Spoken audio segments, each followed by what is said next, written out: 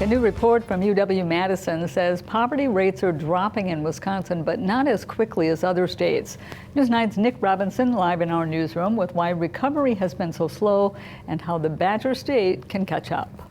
Melissa, economic development experts tell me that while it's always a good thing to have lower poverty rates, that there's still plenty of work to be done for businesses and families across the state.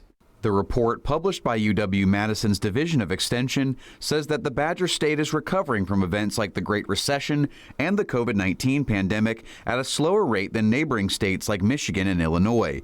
Stephen Deller authored the report and spoke with us about how Wisconsin can help its residents and catch up to its neighbors. But our economic base has historically not been one that invests a lot in research and development.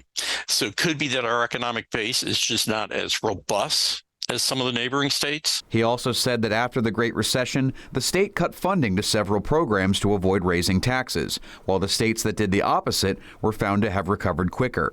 Deller went on to talk about some of the report's biggest findings.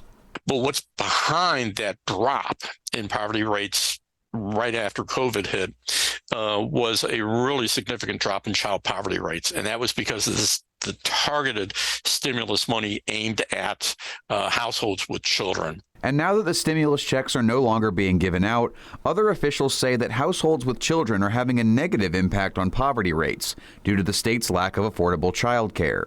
If you're talking about poverty among single parents, for instance, you really have to do something about child care.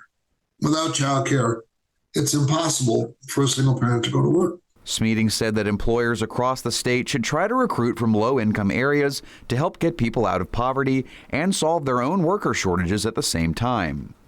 And Wisconsin needs workers. There's no doubt about it. Employers are crying for it all the time, so see what you can do. See who you can recruit. Give people a chance. Find the full report on our website, WAOW.com. In the newsroom, Nick Robinson, News 9, WAOW.